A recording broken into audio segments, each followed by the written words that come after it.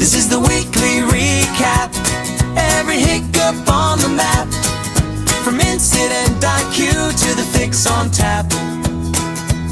What we learned last week makes this week better for you.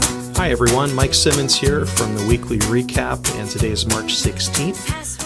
And I hope you had a good weekend. Hope you picked out your March Madness brackets. I've got Duke going all the way. We'll have to wait and see what happens. Today we're going to talk about inventory, as it has to do with software, basic search versus powerful search, and then wrapping up with Chromebook tickets. All right.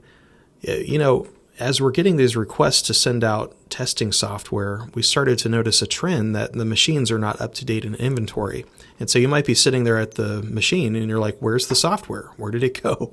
That's really dependent on you. So as a site technician, we rely on you to update the inventory in both Incident IQ and JAMF. And I'm going to link something to the email that shows you how to update your inventory. It's pretty straightforward, not too hard.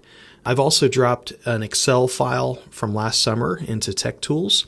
It's called about the Windows 11 Update Assessment, and that's a good tool because you can update the Excel file with the serial numbers, and that's a good way to keep track of your labs. Next, we're going to talk about basic search. So currently our system is an Incident IQ. We've got knowledge base, and the search, a lot of it heavily relies on tags. And the tags, it's okay, but it's not the best. And so whenever you bump into problems, you're trying to find a solution, we needed to find a better, more powerful search. And that's where we started to work alongside with AI.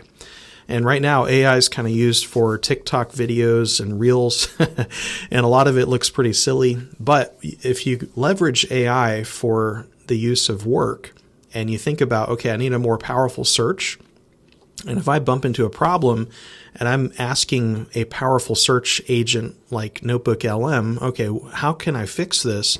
It's better to have AI on your side because it's going to be a little bit more intelligent and it's going to give you specific answers to your questions. And then we're not having to rely on tags. I've got a meeting with Incident IQ at the end of the month, and they're talking about even creating tickets for the end user and trying to incorporate AI into that as well. So I hope that you guys have bookmarked the NotebookLM Forsyth County Schools knowledge base, because that's a really powerful tool to find solutions to your problems. All right. And then the last thing I'm going to talk about is Chromebook tickets. Now, I've been a site technician. I know how it works. You might show up to a classroom and all the Chromebooks look the same. And you're like, I've got a ticket for one of these serial numbers, but I can't find it. And you're looking at all the desk and you've got the kids just have their Chromebooks all laying around and you can't find it. And then you have to come back the next day and maybe the next day. That's not efficient.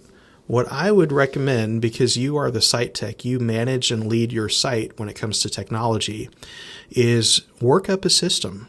Try to figure out, okay, if I don't see it, I'm going to put on the ticket. Let me use the power of communication, and I'm going to tell the user, please set the Chromebook aside. Or even better yet, get a Chromebook cart.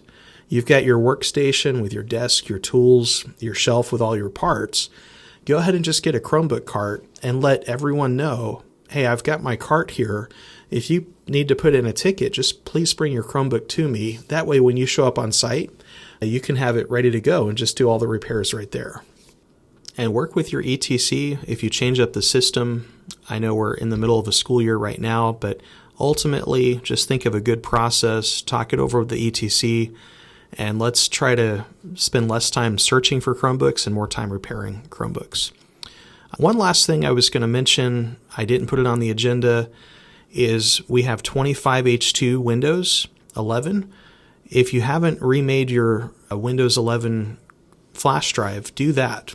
Go to the media creation tool, remake it to 25H2, add the XML PPKG files to the flash drive, and that's going to make upgrade even that much better. Less time waiting for all the updates. Well, thank you guys so much for tuning in to the weekly recap, and we will see you guys next week. Have a good day. What we learned last week. This is the weekly recap. Every hiccup on the map.